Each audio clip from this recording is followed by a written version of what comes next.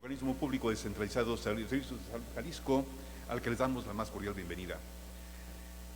En esta mañana, bueno, pues para iniciando por la parte académica, vamos a empezar luego porque el tiempo siempre nos come.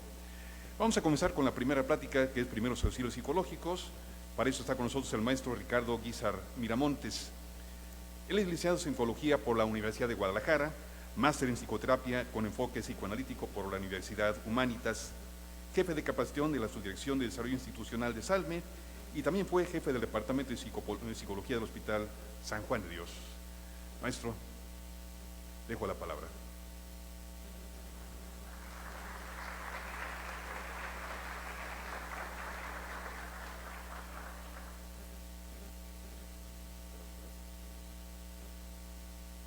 Hola, buenos días, ¿cómo están? Bien, excelente. No suenan tan dormidos, aunque eso es malo para mí porque entonces quiere decir que no me puedo equivocar tanto. Van a estar bien al pendiente. Ah, Me gustaría platicarles un poquito brevemente por qué me dieron la oportunidad de este tema. Recuerdo cuando era pasante, me tocó estar ahí en el Hospital San Juan de Dios. La verdad es que me trataron muy bien. Y estaba directamente en la unidad de niños y adolescentes, un área de mucha vulnerabilidad y que además había mucha agitación psicomotriz. Y ahí me di cuenta de algo, pero con el tiempo, que los primeros auxilios psicológicos, incluso la intervención en crisis, que es un proceso más complicado, sí tienen un fundamento teórico sólido, pero también tienen un fundamento en la humanidad y en el sentido común, la verdad. En ese sentido, la verdad es que todo lo que les voy a decir, que más o menos resumí en estos puntos, tiene que estar siempre atravesado por una perspectiva afectiva, humanística, digamos, no epistemológicamente, sino en el sentido del interés por el otro y de beneficencia, o sea, de hacer bien al otro, ¿va? De hecho, por eso rescaté esta frase. Es una frase un poquito rebuscada, pero me gusta porque representa precisamente lo que les acabo de decir. Más allá de la formación técnica, el interés humano por el paciente o por la persona que está sufriendo, depende del momento de la intervención, es fundamental. El psicólogo, el médico, el bombero incluso, porque vamos a ver más adelante que primeros auxilios psicológicos no solo es profesional de la salud. El que tiene malas intenciones o el que solo quiere terminar su jornada no va a lograr el objetivo de los primeros auxilios psicológicos, ¿va? Y siempre es bueno recapitular los conceptos básicos, ¿no? Como la intervención de primeros auxilios psicológicos en la mayoría de la literatura se considera parte de un continuo que más adelante vamos a ver, en el que el primer paso es la atención inmediata, ahí es donde se aplican, se relaciona directamente con la intervención en crisis. No es intervención en crisis, pero es parte de la intervención en crisis, es el primer momento. En ese tenor, pues necesitamos saber qué es una crisis, ¿no? ¿Cómo sé yo que una persona está en crisis? Porque los recursos con los que cuentan no son suficientes para lidiar con la situación cualquiera. Una muerte, un desastre natural, un despido, me dieron de baja de la escuela. En ese sentido, existen eventos que tienden a detonar crisis, pero no lo van a hacer en todas las personas, porque va a depender de esos recursos. Yo lo veo como si fuera una cuestión económica. Si yo tengo por acá arriba mis recursos y hasta acá llegan las situaciones emocionales de crisis, entonces todo bien, lo voy a cubrir. Pero si es al revés, si mis recursos están acá y la reacción emocional está de este lado, tengo un déficit. Y ese déficit es la crisis.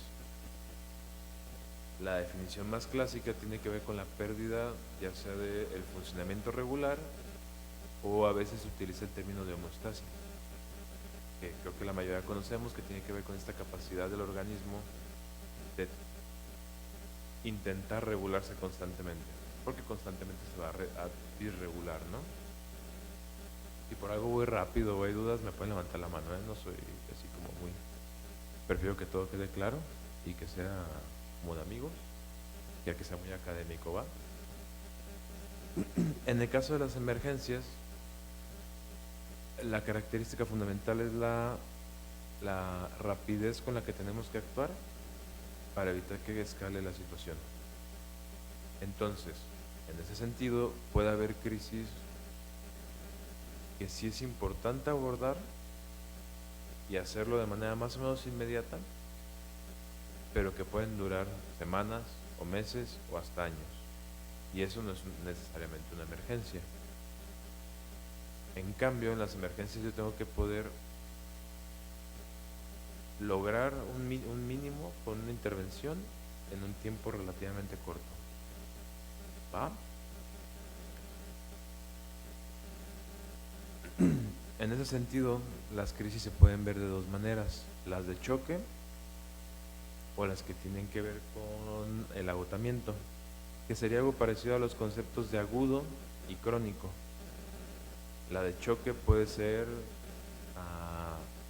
daba el ejemplo del trabajo, ¿no? Yo no esperaba que me dieran de baja del trabajo, tengo un niño en camino, no sé, en ese momento no estoy en condiciones y de manera inmediata toda mi vida se ve en peligro y entonces mis recursos se ven rebasados. Y el agotamiento se vería un poquito más parecido, por ejemplo, al burnout. Esas situaciones que se mantienen y se mantienen y se mantienen hasta que, aunque yo ya tenía recursos, empiezo a dejar, se me empiezan a acabar. Le echo al optimismo y le echo ganas al trabajo todos los días, pero se me están acabando las ganas y se me están acabando el optimismo, ¿no? Esa es la diferencia. Y cada una se trata de manera diferente. En ese sentido, hay otros dos conceptos que ya les adelanté un poquito, ya los spoileé. Depende un poquito de la literatura, pero si lo vemos, y más adelante viene con láminas, si lo vemos como un continuo, hay 3 momentos para intervenir cuando una persona pasa por una crisis. No necesariamente vamos a llegar a los 3. El primer momento es el de primeros auxilios psicológicos, que ahorita vamos a ver en qué consiste, pero que tiene que ver con esa atención inmediata. Y la atención inmediata, no necesariamente profesionalizada, ya quedamos, no es suficiente, pasa a un segundo momento de intervención en crisis, que ahí ya se requiere una formación más especializada. Trabajo social, psicología, medicina, sector salud en general. Ya es más estructurado y es a corto, mediano plazo. Depende un poquito del modelo, pero ya implica cuando menos de 6 a 12 visitas, ¿no? La última etapa, que repito, más adelante lo veremos más desglosado, sería cuando estos recursos no bastan, intervención ya terciaria, tal cual especializada, por ejemplo psiquiatría, a lo mejor psicología clínica o psicoterapia. Entonces se va especializando. ¿Va? ¿Hasta aquí duda? ¿Con confianza? Ya para otro lado. También hay 2 conceptos que me gustaría diferenciar rápidamente. Tendemos a utilizar la palabra terapia de forma indiscriminada. No toda la terapia es psicoterapia. De hecho, estrictamente hablando, la terapia es cualquier tipo de intervención dirigida a aliviar X dolor o X problema. Desde la terapia física, hasta la terapia espiritual, que actualmente tiene algunas propuestas interesantes que tratan de apegarse a modelos más basados en evidencias, digamos, ¿no? Entonces, interesante ese tema también.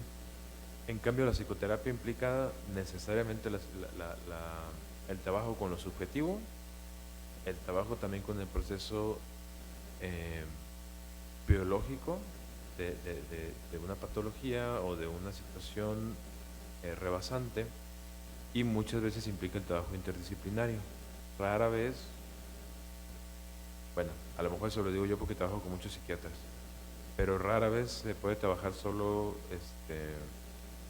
para aliviar esa angustia o ese dolor. ¿Va? Entonces, bueno, psicoterapia ya es un trabajo específico. Y hay otro concepto que me gustaría también diferenciar porque creo que nos equivocamos mucho. Fíjense lo curioso que puede ser la psicoterapia. A veces, en ese sentido educativo, que la persona diferencie una crisis de una emoción, hace toda la diferencia. Entonces llegan las personas al consultorio y dicen, no, pues es que tuve 3 crisis esta semana. Ok, platícame cómo fueron. Te narran más o menos, ¿no? Lo que pasó es que me grité con mi papá, con mi mamá, porque fue mal en la escuela. Y yo les digo que el profe la trae contra mí, pero entonces lloré y me sentí muy mal y estuve todo el día triste. Ok, te sentiste mal, pero no rebasó tus recursos, no perdiste el control, no manejaste mal la situación. Al final te disculpaste, se arreglaron. Lo que experimentaste fue una emoción. Las emociones son no solo humanas, son animales. Eso es un proceso netamente biológico, primitivo, que además tiene una función. Todas las emociones tienen la función de protegernos. Un ejemplo que doy yo mucho en consulta es, yo creo que, bueno, a lo mejor yo soy el único bobo, pero no sé si les ha pasado. A mí me ha pasado varias veces que vas distraído con alguien platicando, vas a cruzar la calle, no te fijas y viene un carro. Y entonces lo alcanzas a notar. Automáticamente el proceso lógico se interrumpe por completo. Yo siempre les digo, cuando te da miedo, tú no vas a decir, ay, viene un carro como 80 kilómetros por hora, pesa más o menos media tonelada, yo creo que sí me va a hacer daño. No hacemos eso. Lo que hacemos es automáticamente hacernos para atrás. Esa es la función que hacen las emociones. En los animales no es problemático, en las personas sí, porque la cultura lo ha vuelto problemático, porque las funciones cerebrales superiores lo han vuelto problemático, porque vivir en una sociedad tan amplia, vamos a decir, lo ha vuelto problemático. Pero en sí las emociones son sanas y no sentir sería lo patológico. En ese sentido, otra creencia errada es que una emoción que se siente mal es mala. Desde este lado lo que decimos es que hay, sí, emociones negativas, pero en función de cómo se sienten, no de que sean malas, y emociones positivas en función de cómo se sienten. Una alegría desmedida en un momento inadecuado sería una incongruencia afectiva y también puede ser patológico. Entonces el asunto con las emociones no es que sean buenas o malas, es una cuestión de valencia. Déjeme ver si no me brinqué ningún punto. Valencia, reactividad, las funciones. Me faltó nada más uno. La temporalidad. En un proceso natural, las emociones son una respuesta física inmediata, aguda, que sube así, y me enojo en 15 segundos.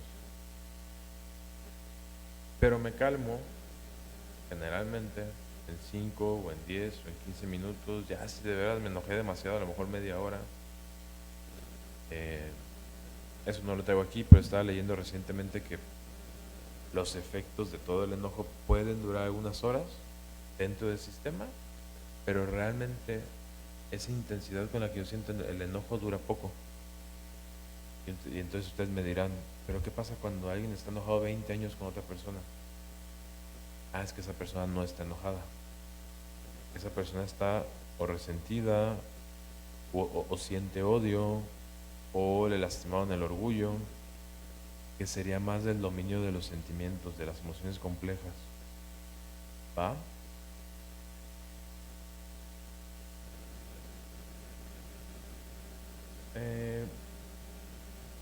Parte de lo que hablábamos, pues tienden a corregir situaciones que no están bien, ¿no? ¿Por qué es tan importante esto? Porque a la hora de nosotros hacer, ya sea primeros auxilios psicológicos o si llegamos al punto de intervención en crisis, también necesitamos poderle explicar a la persona que su cuerpo no es su enemigo, que no está escuchando lo que su cuerpo le quiere decir. Es muy similar a que tu cuerpo te duela algo y lo ignores y después se pueda complicar porque ese dolor me estaba avisando que algo no estaba bien. Las emociones son lo mismo. Ok, sí estás enojado, pero ¿qué significa que estés enojado? Generalmente es cuando sentimos que transgreden o nuestra integridad o nuestro espacio. ¿Va? Entonces hay que ayudarles a leer, hay que acompañarlos a que puedan leer adecuadamente su cuerpo y sus pensamientos. Ay, Jorge, ya no quiere, ya lo descompuse como los allá. Para identificar una crisis lo podemos hacer de varias maneras. Lo podemos hacer según la etapa de reacción al estrés, que es la manera más común de hacerlo. Generalmente hay una fase de choque donde la emoción sube, como la espuma. Luego hay una fase de resistencia en la que no se ha logrado solucionar ese malestar y se mantiene, puede ser poco o mucho tiempo, dependiendo de muchas cosas, entre ellas si tenemos alguien que nos apoye. Ya después hay una fase como de inadaptación o de agotamiento. En el ejemplo del trabajo, ¿no? Yo ya sé que algo está mal, ya sé que tengo problemas con el jefe, me peleé, tuve la emoción, se mantiene por un tiempo la preocupación, pero empieza a llegar un momento en el que ya me afecta. A lo mejor ya todo el tiempo empiezo a pensar que me van a despedir, o ya siento que todos me odian, ya hasta veo como que mis compañeros también ya están coludidos con el jefe. Ahí empieza un desgaste emocional, psíquico. Y pues finalmente hay un periodo de adaptación, o tendría que haber un periodo de adaptación, que es cuando se resuelve el problema. ¿Va? Ahorita lo vamos a ver con una pequeña grafiquita sencilla.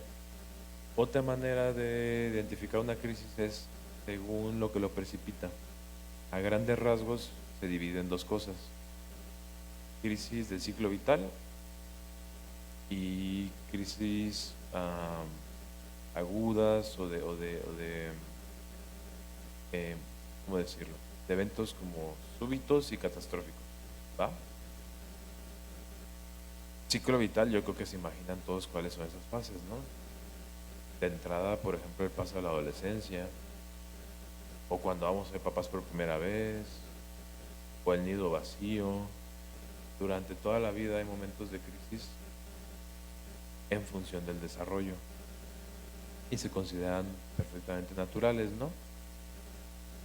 En cambio, las que tienen que ver con el choque o con el agotamiento tienden a ser estas que llamamos como más agudas, que no esperamos, pero que de todos vamos a tener en algún momento. Es lo más natural. ¿Va? Otra manera es por sus elementos. Identificar qué lo precipita, ubicar el distrés subjetivo. Voy a asumir que por alguna razón no está todavía como muy claro la diferencia entre estrés, distrés y eustrés. Me parece que lo traigo más adelante en una lámina, pero me voy a adelantar. El estrés habla de un proceso como global, físico, indiferenciado. Diferenciado en el sentido de que sabemos que hay una activación corporal que nos lleva hacia movernos, pero no es ni bueno ni malo para la salud. Se considera eustrés cuando me ayuda a lidiar con la vida cotidiana. Por ejemplo, yo desde allá ando bien estresado, tratando de prepararme para darles la mejor ponencia posible, y sin ese estrés probablemente no hubiera podido cumplir los tiempos e incluso levantarme hoy. El estrés me ayudó. El distrés, en cambio, es ese estrés que, ya sea por la intensidad, ya sea por la duración, o sea por la percepción que yo tenga del evento estresor, se vuelve dañino para mi proceso físico y mental. Se vuelve tóxico. Y utilizo la palabra tóxico porque está relacionado fuertemente con los procesos químicos internos. Entonces, de alguna manera, me saturo, por ejemplo, del más conocido de todos, ¿no? Que me parece que se llaman endocorticoides, ahí no les quiero mentir, pero uno de esos es el cortisol, ¿no? Que sabemos que tiene ahí sus estragos para la salud. Entonces, eso es el distrés. Y bueno, otra manera de clasificarlo tendría que ver con qué tipo de estrategias de afrontamiento son las que se están viendo sobrepasadas. Esta última clasificación tiene más que ver con ya con el trabajo a mediano plazo, entender qué está fallando o por qué llegó a tal nivel. ¿Ah? Ahorita llegamos a los primeros auxilios psicológicos, no se me aburran. Miren, esta es la gráfica que les prometí. ¿Se fijan? No está muy complicado. Es básicamente el tiempo y la reacción al estrés. En la fase aguda es el punto más alto emocional. Y luego, en lo que tiene que ver con reparar o reaccionar, empieza a disminuir. Y solo hasta que nos reorientamos, hasta que logramos resolver, llegamos a un estado emocional similar al que teníamos anteriormente. Sabemos que las personas estamos en cambio, en crecimiento, entonces decir que volvemos a ser los mismos no siempre es real, pero nos adaptamos. ¿Ah? Y este pequeño cuadro es un ejemplo que me gustaría darles de cómo, ahorita me voy a acercar, ¿cómo le hago? Bueno, no, desde lejito se puede. Sobre las dimensiones en que afecta un evento crítico. Se fijan, en lo horizontal están las áreas del desarrollo de la persona y en lo vertical está la manera en la que escala cognitiva y por lo tanto afectivamente. Y lo que les decía, cualquier evento puede ser un detonante. Personalmente sí me ha tocado en la consulta privada, Sí. incluso en la hospitalización, me ha tocado personas con intentos suicidas por asuntos escolares. Creo que me van a regalar un micrófono para moverme.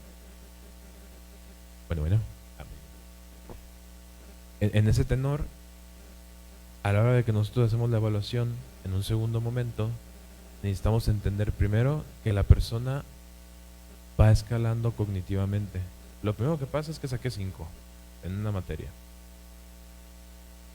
Y entonces viene, ay, joder, por acá me ando cayendo.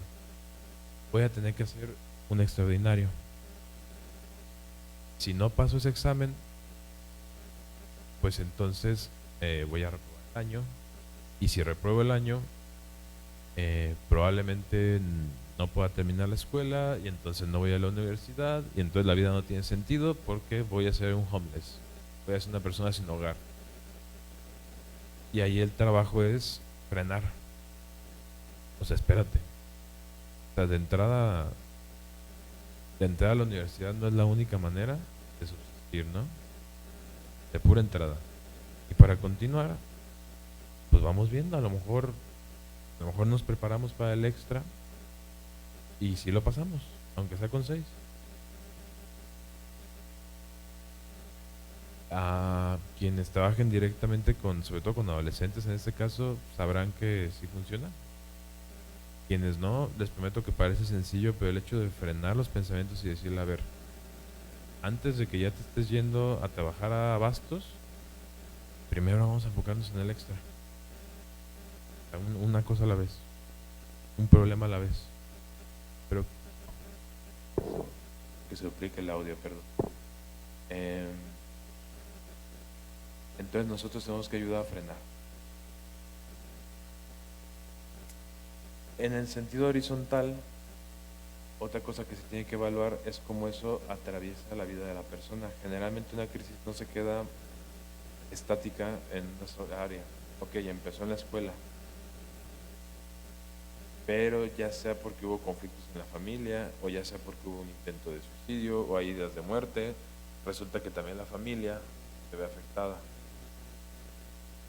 Como la familia está afectada y lo académico está afectado, vamos a decir que empezamos a restringir al adolescente, ya no puedes salir para nada, y aquí te vas a quedar hasta que saques 10, y entonces empieza a deteriorar lo social. O sea, la crisis se va expandiendo. Lo que tenemos que hacer es tratar de evitar que se expanda. Para eso existen los primeros auxilios psicológicos. Es el primer momento. En general, lo que buscamos con todo el proceso de intervención en crisis, incluyendo los primeros auxilios psicológicos, o dicho de otra manera, el momento en el que se van a terminar es cuando se recupere cierto funcionamiento. Ese funcionamiento se suele utilizar la clasificación o el modelo CASIC, que son siglas de lo conductual, lo afectivo, lo somático, lo interpersonal y lo cognitivo. Esa tablita está de fácil acceso y de hecho es bastante viejita, si les soy sincero. La tablita me la robé de internet, estaba ahí perdida, sin ningún autor. Pero en sí el contenido es literatura clásica, ¿no? Y básicamente lo que nos dice es, por un lado, es qué es lo que podemos esperar normalmente en una crisis, qué se va a ver afectado, y también al revés, qué necesitamos restaurar. ¿Va? Entonces, de hecho, a la hora de hacer una evaluación para cuestiones de intervención en crisis, una de las maneras de hacerlo es literalmente haciendo una evaluación por área. ¿Va? Es como un diagnóstico por sí mismo, como un diagnóstico dimensional. O funcional, mejor dicho.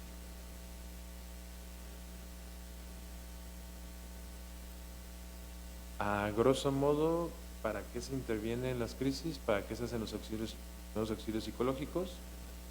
Para disminuir el riesgo de que uno mismo se haga daño, ya sea intencional o accidentalmente, para disminuir daño a propiedad privada, para disminuir el riesgo de heteroagresión, de que una persona pueda dañar a otros, para tratar de limitar lo más que se pueda ese daño a las diferentes áreas que platicamos, sería evitar la disfunción. Y algo que todavía está estudiándose, pero sí hay resultados positivos, digamos, alentadores, que las personas que reciben una atención inmediata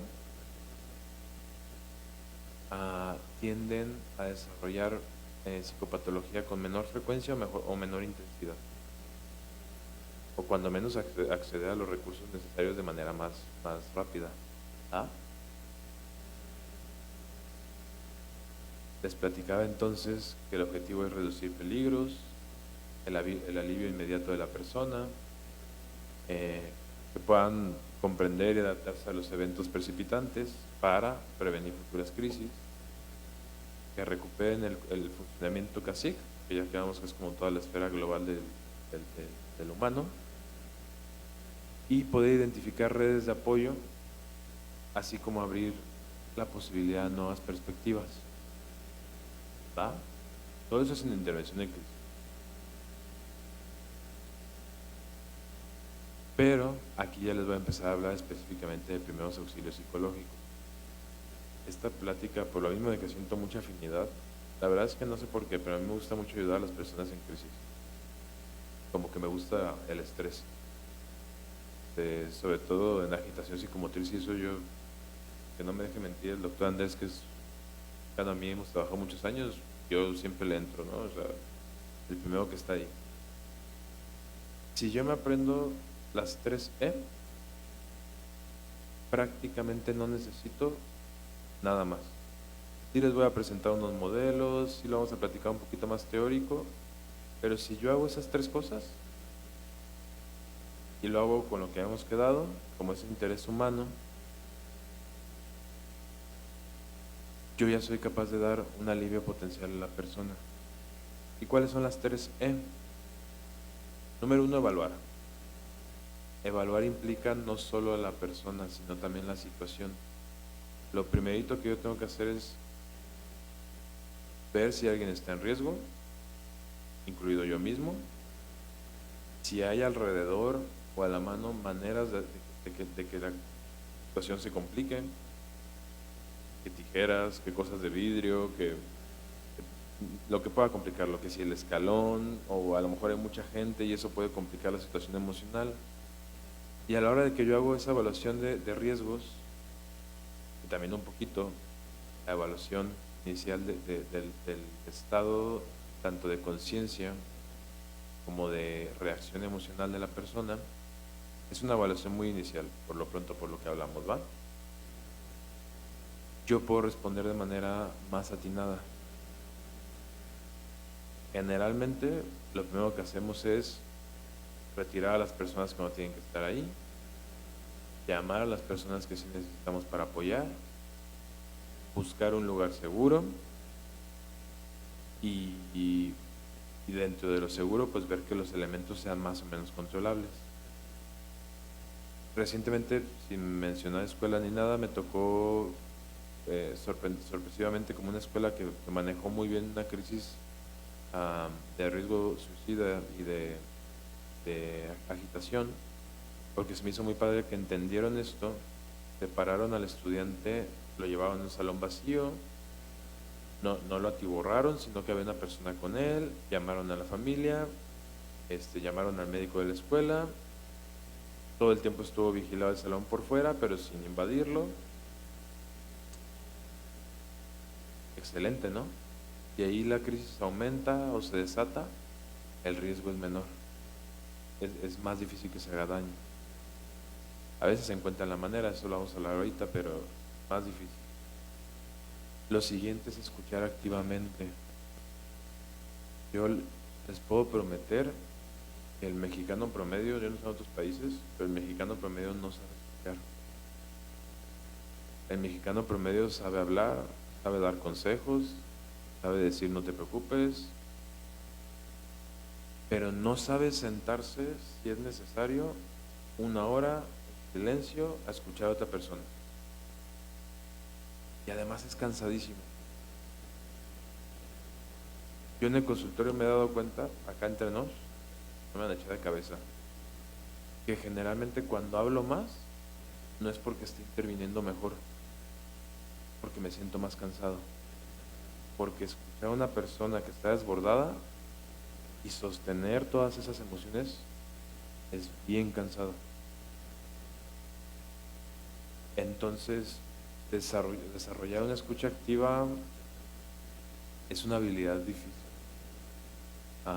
De entrada tiene que ver con una disposición personal de no criticar, de no juzgar, de entender al otro, aunque el problema para mí sea pequeño, diminuto, ridículo. Tengo que entender que para la persona no lo es, tengo que tener el tiempo, tengo que tener paciencia y todavía tengo que tener técnica. Me acuerdo yo, ya tiene sus añitos, en la universidad una maestra buena nos hacía, era supervisora de prácticas y nos hacía reproducir lo más fidedigno posible las consultas de memoria. Nada de grabaciones, nada de notas, nada, no. Te sientas y redactas 15, 20 o 30 hojas de lo que se habló ahí de memoria.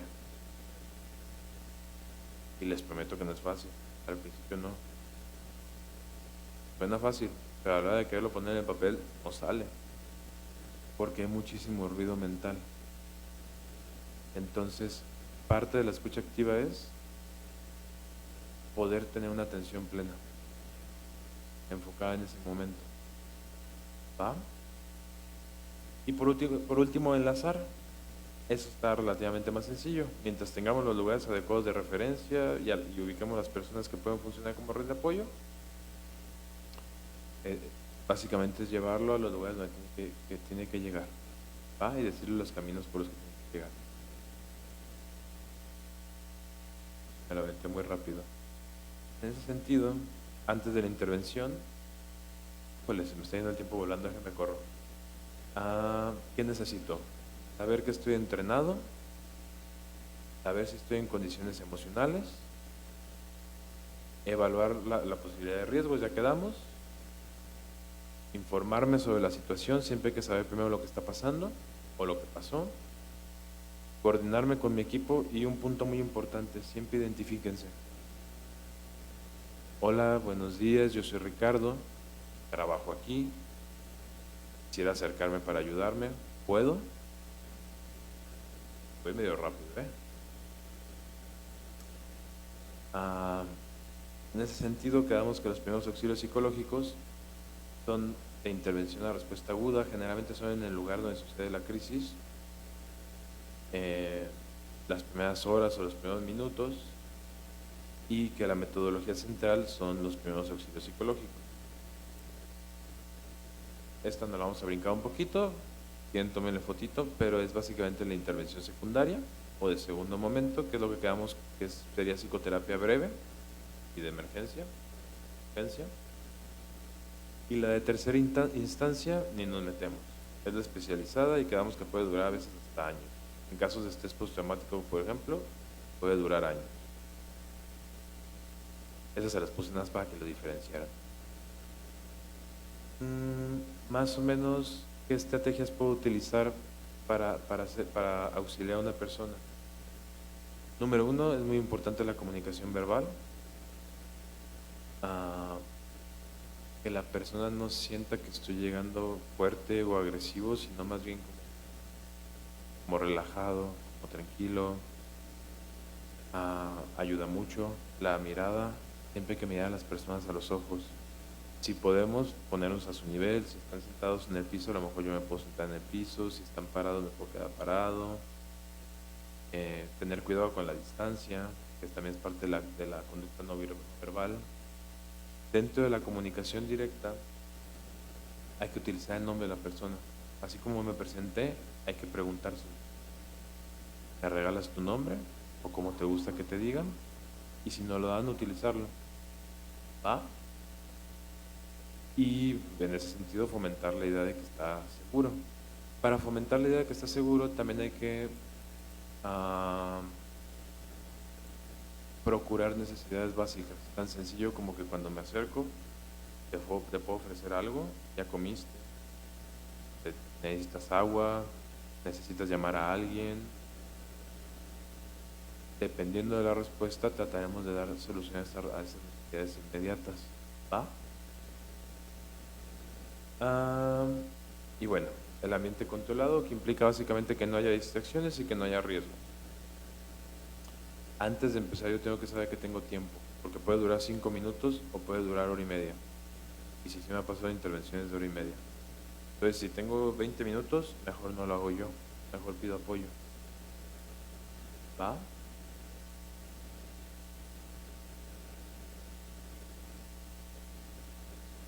Hay 4 cosas importantes, que son la preparación, la observación, la escucha y la conexión. Tiene mucho que ver con las 3C, ¿no? Espero que de las 3C se hayan tomado foto porque esas son las buenas. Todos los modelos de intervención se basan en eso, solo con diferentes palabras.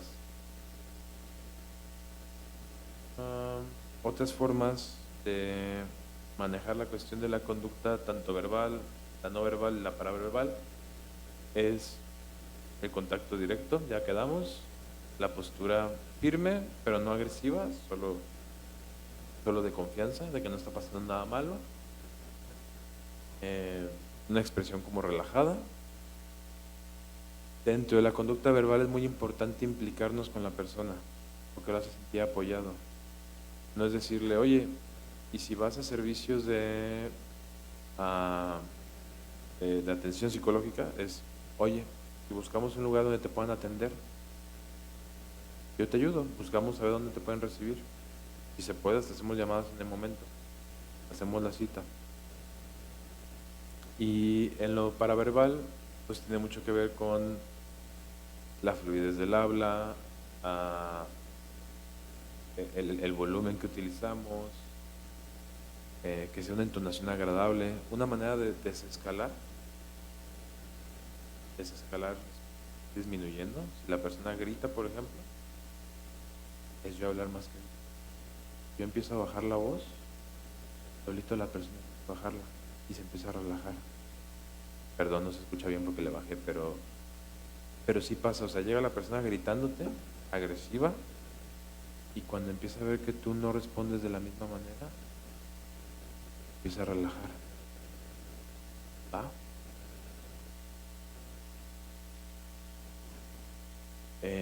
Cosas importantes, sobre todo el contacto físico, se vale, pero tiene que ser poco, estrictamente necesario y consensuado. O sea, si yo me voy a acercar, a veces pasa, por ejemplo, que no pueden controlar sus manos y se hacen daño, por más que tratamos de que las quiten, siguen haciendo daño. A veces se puede decir, oye, ¿me permites tus manos? Nada más para ayudarte a ponerlas aquí. Y ya, 5 segundos, ni siquiera sigo yo ahí, no, ya, las dejo aquí, ahí déjalas, y me quito. Esa puede ser una opción, pero siempre y cuando la persona se sienta cómoda. ¿Va? Y eso cuando no esté agresivo, por supuesto. Evitar el afán de intervenir. Eso aplica para cualquier tipo de intervención psicológica a mi gusto. Ni siquiera le hemos preguntado a la persona qué quiere o qué necesita y ya estamos tratando de cambiarle la vida. No, es que tienes que cambiar de trabajo. Ah, ¿y tú me vas a mantener? ¿Me vas a conseguir la chamba? O la persona no quiere. ¿Sabes qué? Yo me quiero morir pisteando. Ni le muevas. Entonces, este afán interventivo es muy particular de áreas de la salud y para mí personalmente me parece que es muy nocivo para el proceso.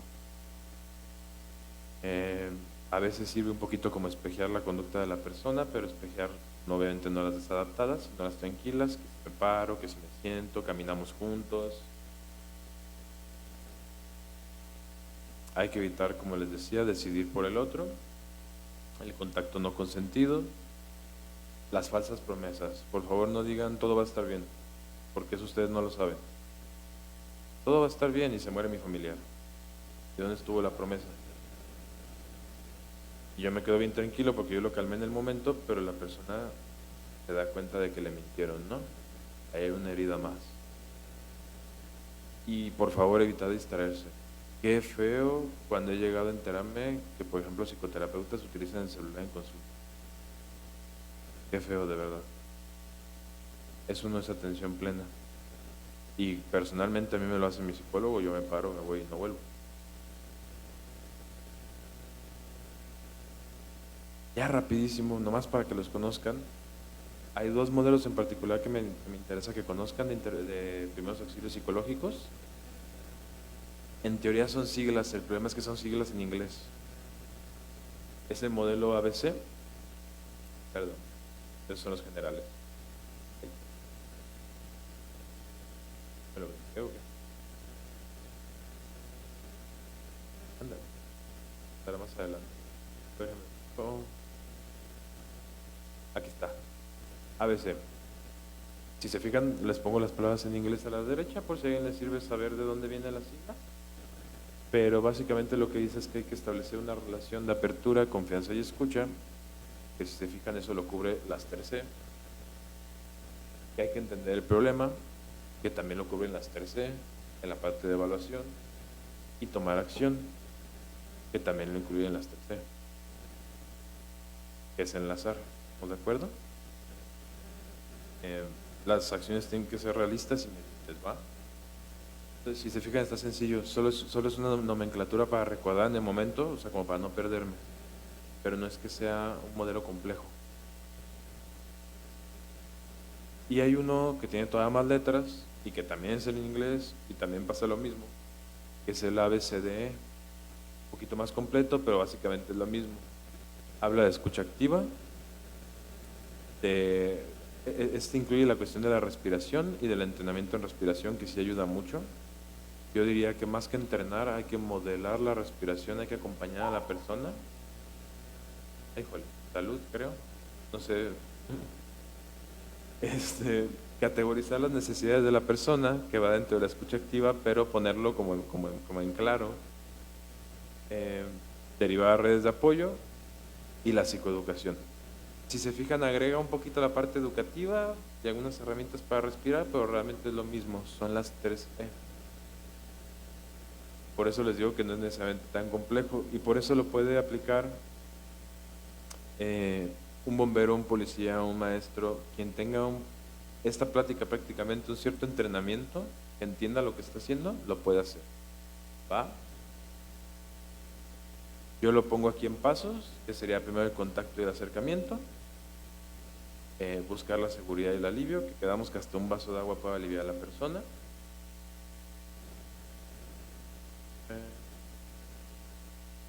Esta ya no se les va a platicar porque está bien larga, pero les cuento un poquito. Básicamente es señales de alerta, sobre todo de alerta que pudiera haber un proceso disociativo o de agitación.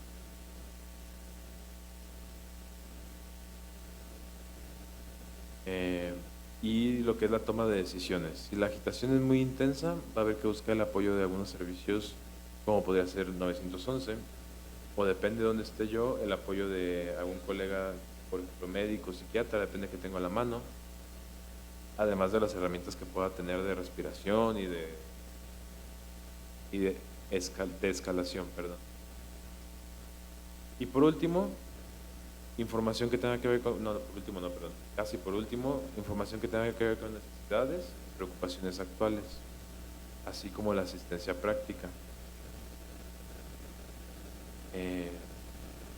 La verdad es que yo me voy de largo, todavía tengo como para otro rato, pero a largo plazo, fíjense, tenemos dos modelos de intervención, tenemos claro cuál es el objetivo de esas intervenciones, su alcance y su lugar en el proceso de intervención en crisis.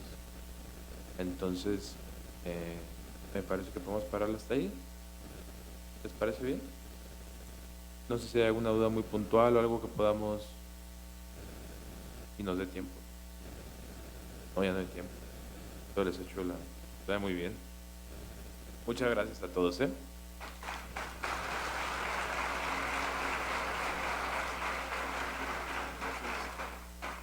Bien, pues qué interesante esta plática del maestro Ricardo Guízar Miramontes, introduciéndonos precisamente en la temática de esas jornadas de actualización SALME 2025, avances en el tratamiento del estrés postraumático, depresión y psicosis. Muy adecuado el tema y el orden que está llevando para esas pláticas. Maestro, pues muchísimas gracias por tu presentación, de verdad muy interesante y muy valioso para el instrumento, para todos los que trabajamos con salud mental. Bien.